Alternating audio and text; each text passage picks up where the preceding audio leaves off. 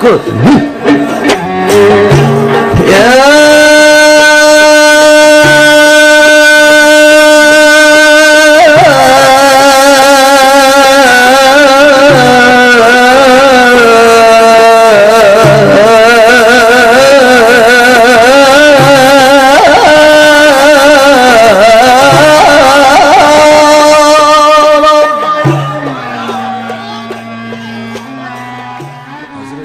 رضی اللہ تعالیٰ عنہ سے روایت ہے کہ رسول اکرم صلی اللہ علیہ وسلم نے ارشاد فرمایا، بندے اور اس کے کفر کے درمیان فرق صرف نماز کا چھوڑنا۔ سنا تو میں حکایت رہا ہوں حضرت حاتم اسم کی، مگر اس لیے سنا رہا ہوں کہ ادھر سنتے جائیں، ادھر تصور کو پکاتے جائیں۔ جتنا حصہ بھول گیا، جتنا یاد رہ گیا اس کو جما لیں، اس کو جما لیں، جتنا یاد رہ گیا اس کو جما لیں اور اس کو جاری کر دیں۔ آج فرمایا پھر جب میں مصلی پر کھڑا ہوتا ہوں تو میں اپنے چہرے کے سامنے، آنکھوں کے سامنے کعبۃ اللہ کرتا۔ جب آپ وضو کر لیں گے توبہ کے پانی سے تو جب مصلی پر کھڑے ہوں گے، اب نماز پڑھیں گے، جو اب اس نماز میں آنکھوں سے کعبۃ اللہ کو دیکھیں گے۔ اب صاف ظاہر ان آنکھوں سے کعبہ نظر نہیں آئے گا، تو پھر خیال کی آنکھیں، تصور کی آنکھیں، اپنے تصور کی آنکھوں سے کعبے کو دیکھیں گے۔ وہ انوار اتر رہے ہیں اور کعبے کا سیاہ خلاف حرم کعبہ میں، حرم کے اندر ایک عجیب نور بری کیفیت پیدا کر رہا ہے، اور آپ کی آنکھیں اس نورانی غلاف کعبہ پر اور کعبے کے دروازے پر جڑی، چشم تصور میں کعبہ دیکھیں۔ اور فرمایا شیخ حاتم نے کہ پھر میں اپنی یہ جو ابرو ہیں، دو ابرو، ان دو ابروؤں کے درمیان مقام ابراہیم کو دیکھتا ہوں۔ چہرہ کعبے کی طرف کر لیتا ہوں، مسجد حرام کی طرف، اور جو ابرو ہیں یہ آنکھیں، یہ اوپر جو آئی بروز، ان کے درمیان مقام ابراہیم کو کرتا ہوں۔ وہ مقام جس پر سیدنا ابراہیم علیہ السلام کے قدم ہیں، ان کو اپنے ابروؤں کے درمیان کرتا ہوں، اور کھڑے ہو کر کعبہ کی طرف متوجہ ہو کر اپنے دائیں طرف جنت کو دیکھتا ہوں، بائیں طرف دوزخ کو دیکھتا ہوں۔ اس حالت میں کھڑے ہونا ہے نماز میں، دائیں طرف جنت کو دیکھتا ہوں، بائیں طرف دوزخ کو دیکھتا ہوں۔ اور نماز میں جہاں کھڑے ہوتے ہیں آپ تو قدم ہوتے ہیں، قدم پل صراط پہ ہوتے ہیں، قدم پل صراط پہ ہوتا ہے۔ اب پل صراط پہ قدم ہو تو انسان کو ہر لمحہ خوف ہوتا ہے کہیں پھسل نہ جائیں، کہیں، یعنی جب نماز میں کھڑے ہوں تو اس طرح آپ یکسو ہوں، اتنے متوجہ ہوں، اتنے محتاط ہوں، اور اس احتیاط اور توجہ میں اتنے غرق اور فنا ہوں کہ گویا پل صراط پہ کھڑے، دائیں طرف جنت ہے، بائیں طرف دوزخ ہے، سامنے اللہ کا گھر ہے۔ یہ دیکھتا ہوں، اور فرماتے ہیں کہ اپنے پیچھے ملک الموت کو دیکھتا ہوں کہ وہ پہنچ چکا ہے میرے پیچھے، اور بس اسی نماز کی آخری مہلت ہے روح قبض کرنے والا۔ تو میں نماز اس کیفیت میں پڑھتا ہوں کہ زندگی کی آخری نماز ہے، ملک الموت میری پشت کے پیچھے پہنچ چکا۔ اب آپ سوچیں اگر تصور میں یہ آ جائے کہ نماز زندگی کی آخری نماز ہے تو انسان کیا کسر چھوڑے گا؟ بس اس کیفیت کو نماز میں پیدا کرنا، اس کیفیت کو نماز میں پیدا کرنا۔ جب اس کیفیت کے ساتھ، اس تصور کے ساتھ آپ نماز میں داخل ہو جائیں تو نماز بدل گئی یا نہیں؟ بولیے، بدل گئی نا؟ تو اس کیفیت کے ساتھ نماز میں داخل ہوئی اور جب اللہ اکبر کرے، حضرت شیخ خاتم اسم کا بیان ختم، اب آگے بیان کر رہا ہوں، ان کا بیان ختم، جب انہوں نے آپ کو نماز میں داخل کر دیا، اس کیفیت کے ساتھ نماز میں داخل کر دیا، داخل ہو کر آپ نے کہا اللہ اکبر، تکبیر تحریمہ کہی اور تکبیر میں ہاتھ اٹھائے، تو اس طرح ہاتھ اٹھانا یا آپ نے اللہ کی تعظیم میں ہاتھ اٹھا لی،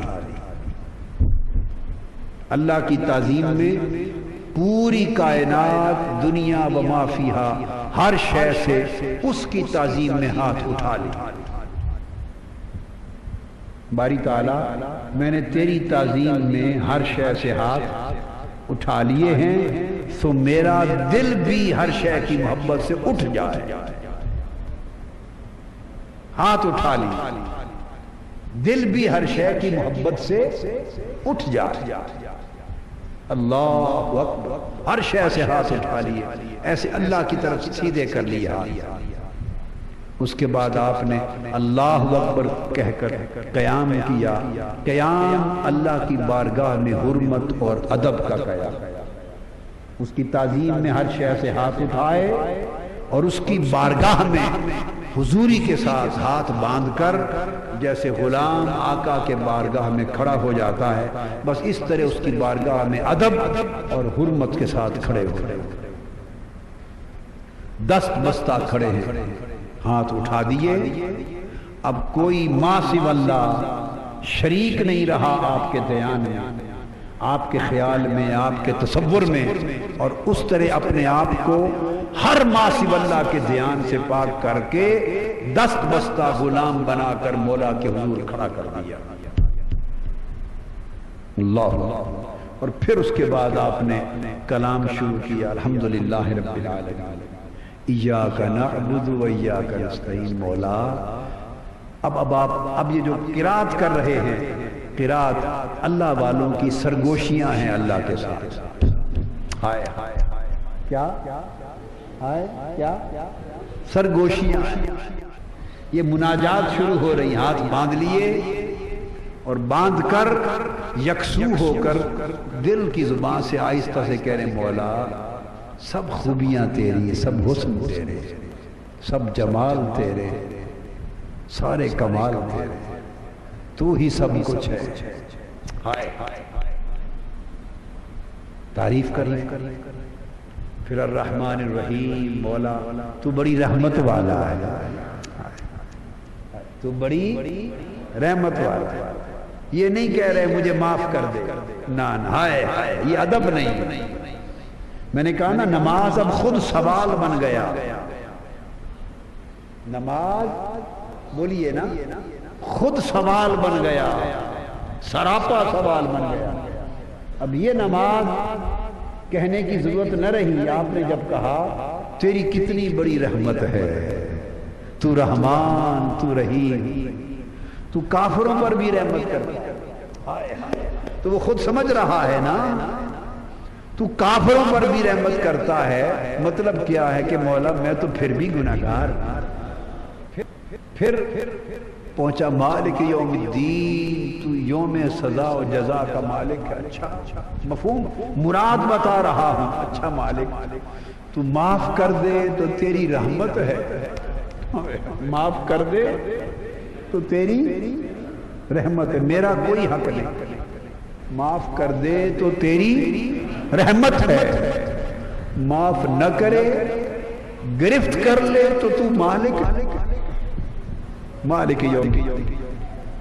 جو معاف نہ کرے گرفت کر لے، پکڑ لے، حساب کر لے تو مالک، اتنی بات کہہ کے چھوڑ، اتنی بات کہہ کر جو مولا تو سزا دے تو مالک ہے، معاف کر دے تو تیری رحمت، ایاک نعبد و ایاک نستعین، مولا میری کیا ہے، میری تو بندگی بھی تیرے لیے، میری تو بندگی بھی تیرے لیے ہے، میں تو بندہ ہی تیرا ہوں، ایاک نعبد، میں تو بندہ ہی تیرا ہوں۔ کیا مطلب ہے؟ اور کس سے جا مانگا؟ بندہ ہی تیرا ہوں۔ ایاک نستعین، اس لیے سائل بھی تیرا، سائل بھی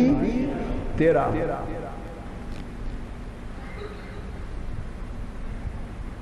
اہدنا الصراط المستقیم، پھر ہدایت کی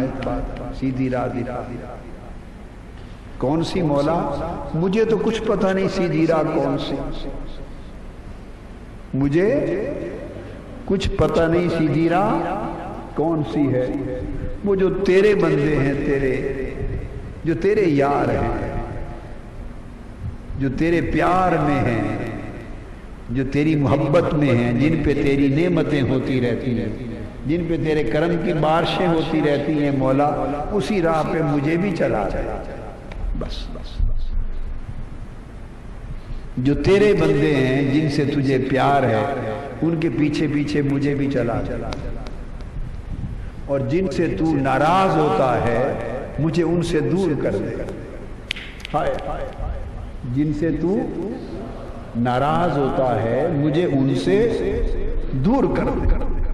اور جو بہک کر تجھے چھوڑ چکے ہیں ان سے تو میرا واسطہ ہی نہ ہونے دے۔ یہ سرگوشیاں ہو رہی ہیں اللہ، نماز ایسی پڑھیں کہ پھر یہ جب اس طرح آنکھیں بند ہوں ہلکی ہلکی، اور سرگوشی کی کیفیت میں اس کے حضور کھڑے ہیں اور مولا سے نیاز ہو رہی ہے، راز اور نیاز کی بات، سرگوشیاں ہو رہی ہیں۔ پھر آگے جو صورت ہے وہ پڑھیں، اور جب رکوع آئے تو رکوع تواضع ہے، عاجزی میں آ گئے، بس یہ سرگوشیاں کی اور اللہ کے حضور عاجزی میں جھک جا، عاجزی میں جھک جا۔ پھر قیام کے بعد جب سجود میں گئے تو سجود تذلل ہے، خشوع اور خضوع کی انتہا ہے، سر زمین پہ رکھ دیا، مولا تیرا بندہ ہوں، تیری مرضی، دیکھے یا نہ دیکھے یہ تو محبوب کا حق ہے۔ سر جو تیری زمین پہ تیری بارگاہ میں رکھ دیا مولا، اب تیری مرضی، سر رکھ کے پڑا ہوں تیری بارگاہ میں۔ روئیں روئیں تو یہ سجود ہے۔ اس طرح آپ کی نماز کے ارکان، رکعتیں جب مکمل ہوتی جائیں تو پھر جب تشہد میں بیٹھیں، کیا تشہد میں بیٹھیں، تشہد، اس تشہد میں بیٹھ کر اللہ کو ساری راز و نیاز، مناجات، ادب، احترام، حرمت، تعظیم، تواضع، بندگی، تذلل، خشوع خضوع، جو کچھ پاس تھا پیش کر دیا۔ یاد تھیں جتنی دعائیں صرف درم، جو کچھ پاس تھا سب اللہ کے حضور بولیے پیش کر دیا، جو کچھ پاس سب اللہ کے حضور پیش کر دیا۔ اب آخر پہ سائل کی لجاجت، منگتے کی منت اور سماجت کی انتہا یہ ہوتی ہے کہ ساری التجائیں کرتے کرتے پھر واسطے پر آ جائے۔ جو منگتا ہوتا ہے نا، منتیں کرتا ہے، التجا کرتا ہے، سماجت کرتا ہے، جو کچھ پاس ہے نیاز کرتا ہے، نظر کرتا ہے، آخر پہ واسطہ کرتا ہے۔ کیا کہ اگر پھر بھی میری ان باتوں میں بھی کمی رہ جائے تو مولا اس کے واسطے سے قبول کر لے اور معاف کر دے۔ جب تشہد میں بیٹھے تو اپنی قبولیت کا واسطہ اور وسیلہ سمجھ کر کہ اس کو راضی کر دوں، پتہ نہیں میری یہ ساری التجائیں، نیاز مندیاں، میری رونا دھونا، میرے مناجات بھی قبول ہوئے یا نہیں ہوئے، تو اب ایک واسطہ وسیلہ پیش کر دوں کہ چلو میرا کچھ کام اگر اس قابل نہیں کہ قبول ہو تو یہ واسطہ اور وسیلہ ہی شاید کام بنا دے۔ اس تصور میں اس کی بارگاہ میں بیٹھ کر عرض کریں، مولا بارگاہ میں بیٹھ کر کہ یا رسول اللہ آپ پر سلام، بارگاہ میں اللہ کی بیٹھے اللہ کی بارگاہ میں بیٹھیں اور عرض کریں السلام علیکہ ایھا النبی ورحمۃ اللہ وبرکاتہ، یا رسول اللہ، یا نبی آپ پر السلام، اللہ کی رحمتیں ہوں، برکتیں ہوں، حضور کی بارگاہ میں سلام۔ پھر شہادت میں توحید اور رسالت کی گواہی دیں، اپنے ایمان کی گواہی پیش کریں، اور اس کے بعد پھر قبولیت کے لیے اللہ کو راضی کرنے کے لیے حضور پہ سلام کہیں، اللہ کو راضی کرنے کے لیے حضور پہ سلام کہیں، پھر حضور صلی اللہ علیہ وسلم کو راضی کرنے کے لیے درود میں آگے حضور کی آل پہ سلام کہیں۔ منگتوں کے طریقے ہوتے ہیں نا واسطے ڈالنے کے، اس کو راضی کرنے کے لیے حضور کا واسطہ دے دیا، سلام کیا، حضور آپ پر سلام، وہ دیکھ رہا ہے میرے محبوب پہ سلام کیا ہے، سن رہا ہے، پھر آگے بھئی حضور بھی راضی ہو جائے تو حضور کو راضی کرنے کے لیے حضور کے حسن اور حسین پہ سلام کر دیا، آل پاک پہ سلام کر دیا، حضور آپ پر درود و سلام، آپ کی آل پر بھی درود و سلام، تاکہ حضور بھی راضی ہوں، پھر حضور راضی ہوں تو اللہ راضی ہوں۔ تو تشہد میں بیٹھے اور اختتام پر جب سلام پڑھیں تو سلام شکر میں کریں، جو سلام ہے السلام علیکم ورحمۃ اللہ، یہ سلام میں شکر بن جائے کہ مولا کہ تو نے اتنی دیر اپنی بارگاہ میں حاضری کی اجازت دی، تیرا شکر ہے، سلام، اس حاضری پر بھی شکر کا سلام کریں۔ إلهي أنت ذو عفو ومن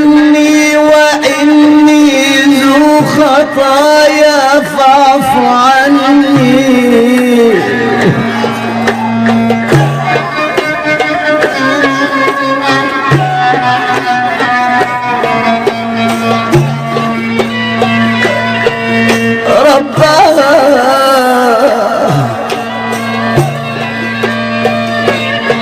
يا غوثا سيدي ومولاي أنت ذو عفو ومن أنت ذو عفو ومن يا ربي